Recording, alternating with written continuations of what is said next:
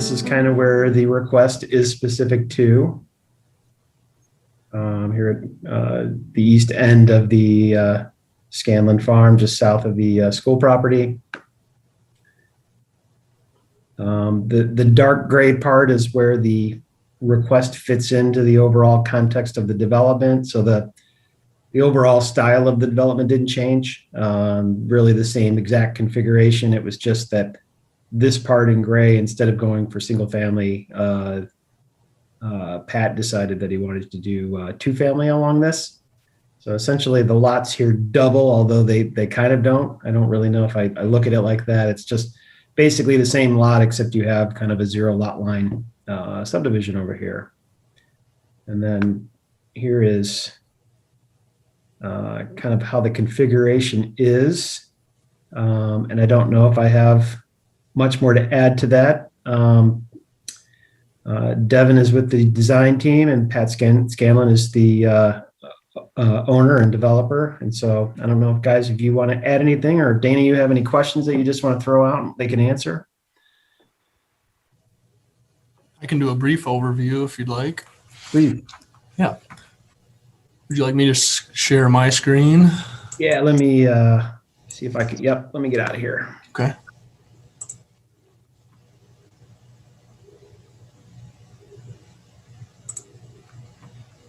Should be good to go. Okay.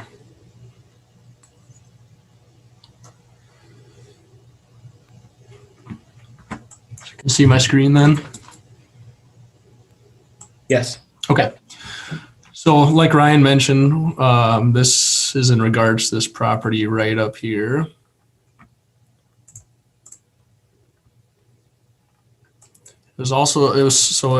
Like Ryan talked about, at one point this was planned for single family. At one point this was also planned for a larger multifamily area.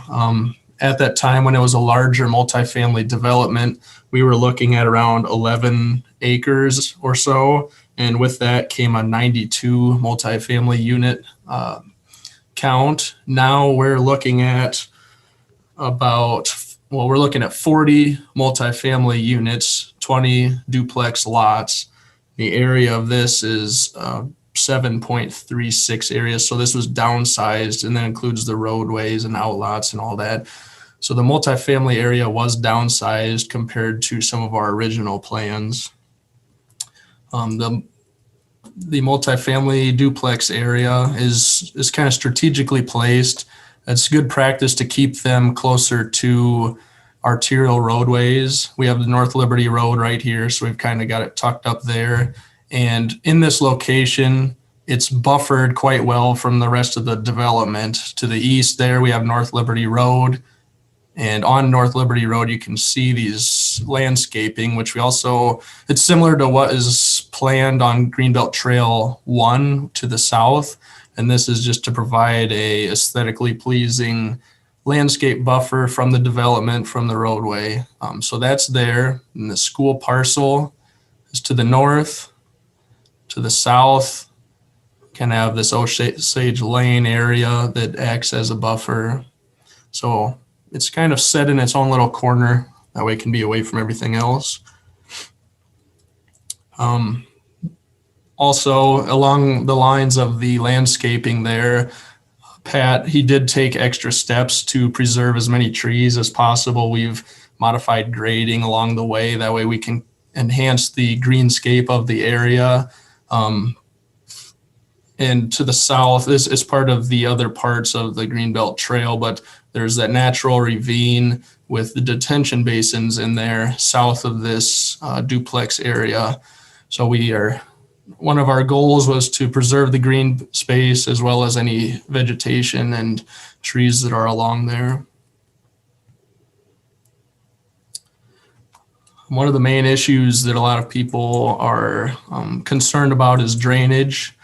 So with this development, we have some off-site drainage from the school parcel to the north that will be entering the site. And a low point, it kind of gravitates over here between this lot 140 and 139. We have a drainage way proposed there to capture the runoff. and bring it into our storm management system, which is composed of 2 detention basins south of this property. And the detention basins serve the purpose of reducing the developed flow so that it's actually equivalent to the 5-year pre-developed conditions. So the flow, the 100-year flow will be better served after the development occurs because of the stormwater management that we do put in place. You'll see it's also kind of right outside of our development here, but we have this T intersection and Berkshire Court, which ends in a cul-de-sac. These provide traffic calming measures to an extent that people coming from the future Greenbelt Trail phases can't just speed right through the development, getting to North Liberty Road. They'll have to enter this intersection here in order to get to the arterial. And on Berkshire Court, where the duplex areas are, there is the cul-de-sac, which provides traffic calming, but it was also proposed due to the fact that there is significant terrain drop between the northern boundary line and this Osage Lane road down here. It made it virtually impossible to create another connection point with these roadways.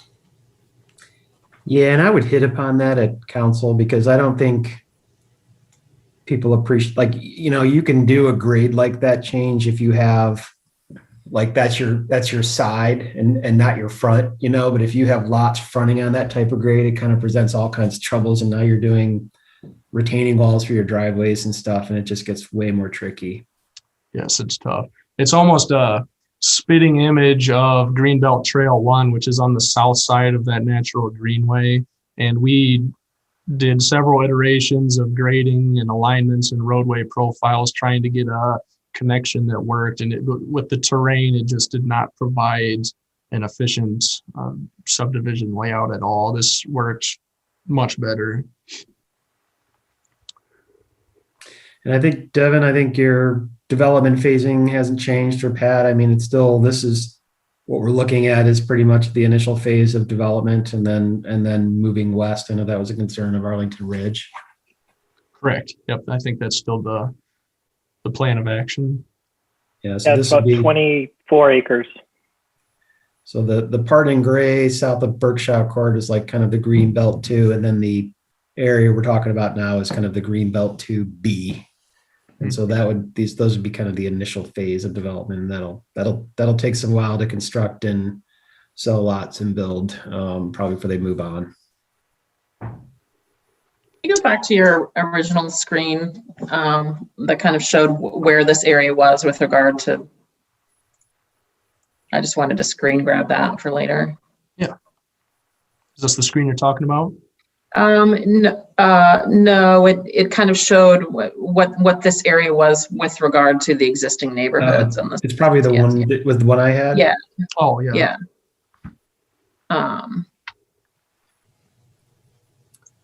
Probably from the plat. Well, if you want to stop sharing, Devin, I could probably push mine up. Yeah. If I can figure out how to do that. Go to the top there. Does it give you an option for stop sharing? I got what I needed. Thank you. Oh, you did. Good. Perfect. Yeah. Okay. And if you need anything from me, Dana, just shoot me an email. I send you whatever.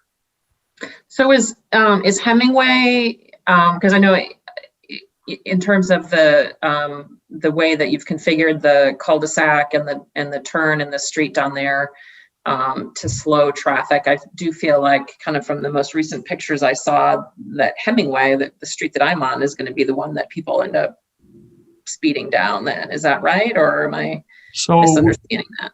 We kind of worked with Ryan and we discussed some traffic calming measures throughout the entire development. And one thing we did on Hemingway was we used smaller radii in the road curvature. So people, as you're entering a curve on the road, I mean, you feel forced to slow down to some extent. So you're not just flying through there. So we did that right at the northwest corner of the school parcel. And we felt like that would help it creates a jog in the roadway almost, and it would help slow down traffic in that way. Okay. Yeah, and I'd really hope, I mean, the one of the visions I have kind of is Hemingway comes up and, half of the Hemingway right away would be on the school board property. It'd be really nice to maybe do a roundabout kind of where the school entrance is, because I mean, I think over by, my daughter goes to Grant, and they've got the roundabout right there in front of South Slope, but that's Mhm. I mean, it's always messy right in front of where the school is. And so I mean, as you come kind of east on Hemingway, we had them hook up a little bit to kind of slow traffic down. But yeah, I would hope as we get in discussions with the school board, there'd be opportunities to have traffic calming, because they'll have a north-south street that kind of connects into that, and it'd be ideal to have something there that just kind of slows and moves traffic at the same time. But we haven't really gotten that far with the school board, really, with design at all. But that's kind of how I would at least advocate for. Yeah, there you go. Yeah, that little jog there. And then that north-south street, I think, would be a cool place to put something from a traffic calming standpoint there, and probably go into the school.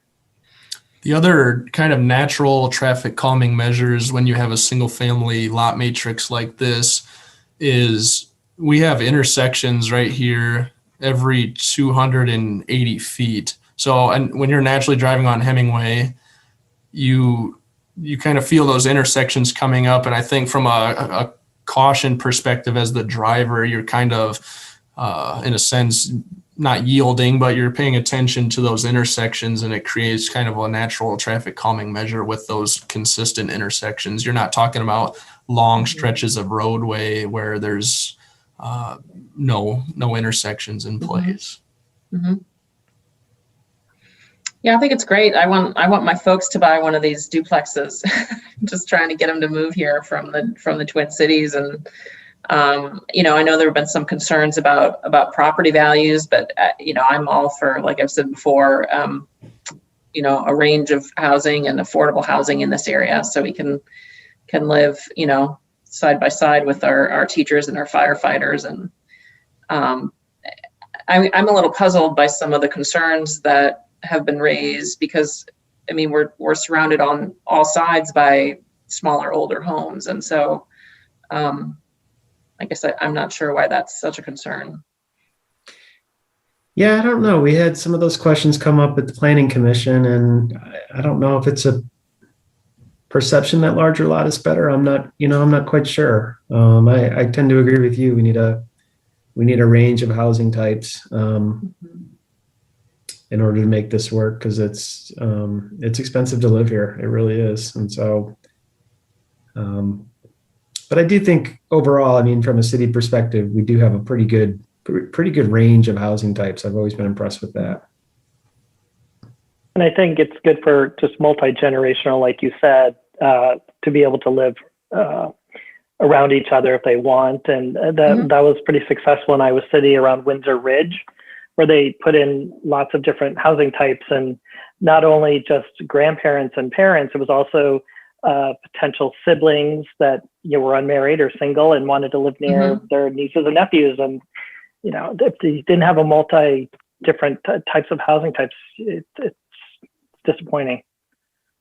Well, and what's attractive to me right now about the two family ranches that have recently, or I think are just coming to completion over by the high school, that it seems like the vast majority of those kinds of properties are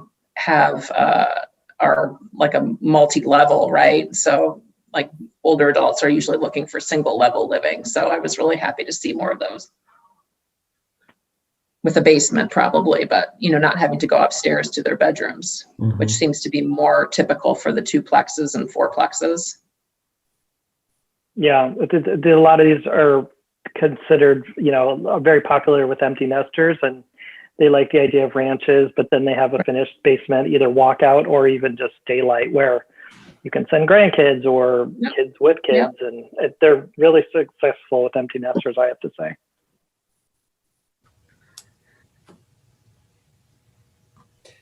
Well, cool. Well, I don't know if we need to hang on longer than we need to. Anything else, Dana? Or I see Jacqueline's on, or anything from Jacqueline?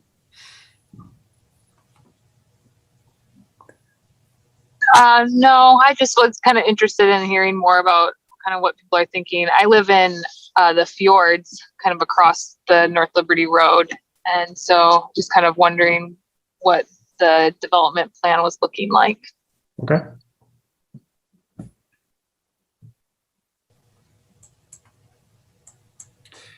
Well, I'm not too hard to find in the city. My name is Brian Rustack. So if you do have questions as we go through this process, please don't hesitate to reach out to me. Like I said, I'm not too type Brian Rustack, North Liberty. You'll find me.